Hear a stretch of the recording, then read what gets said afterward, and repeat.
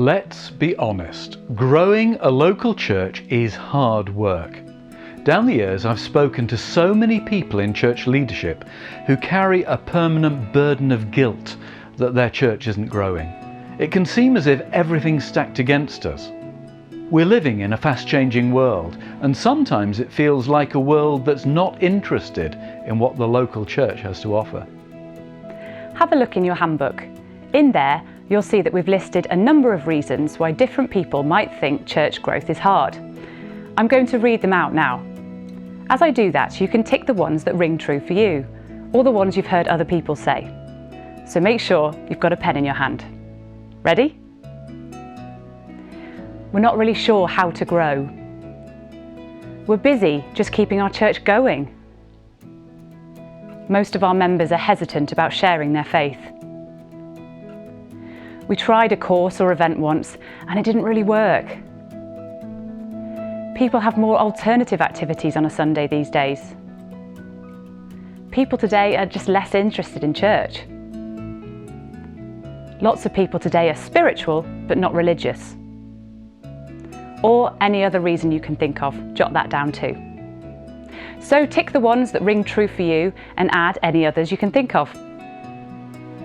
For people who've been in church leadership a while, it can feel as if all their ministerial training and all their years of reading Christian books are like an old atlas. They map a world that no longer exists. The old reference points seem to have changed. One thing's for certain, we can't assume people have any interest in what we have to offer. We start further back, and for most people, the journey of faith takes longer. But this rethinking of faith in changing times is also exciting. My favourite quote is from the Spanish poet Antonio Machado. He said this: "Traveller, there is no road. We make the road by walking." In other words, we can't rely on old maps and atlases. One thing that doesn't change is God's eternal love, but the way we communicate God's love does have to be reimagined in each generation. We have to offer it in new ways that make sense to people in our own day.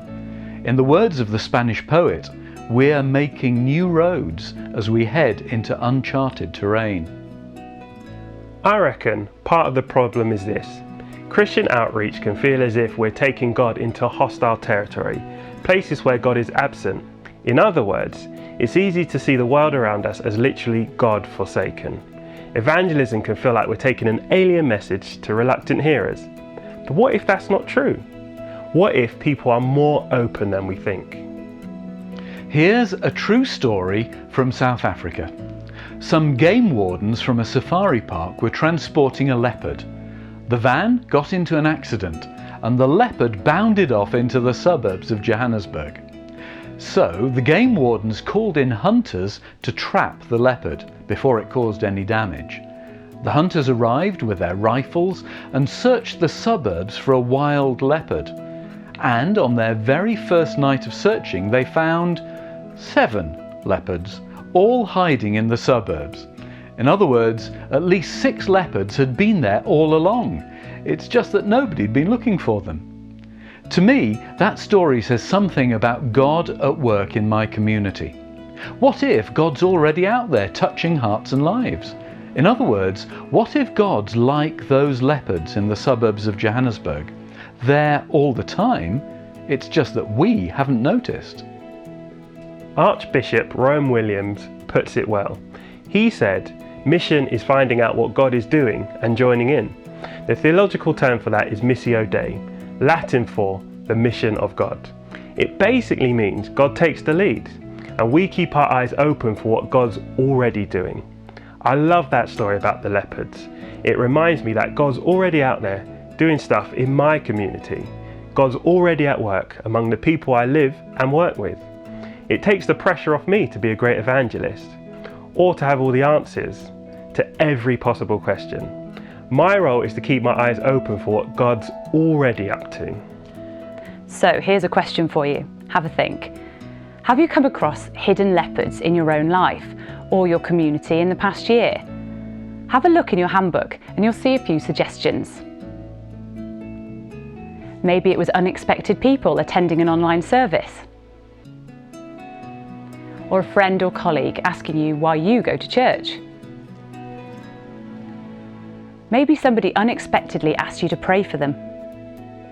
Or a family member was open to spiritual questions for the very first time.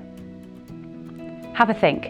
Any times in the past year you were surprised by signs of God at work, in friends or neighbours or colleagues or in your community?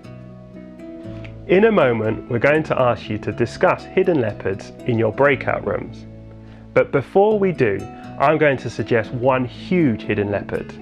In a recent opinion survey, 44% of all UK adults said they prayed. That's a huge number of people praying, almost half of the population.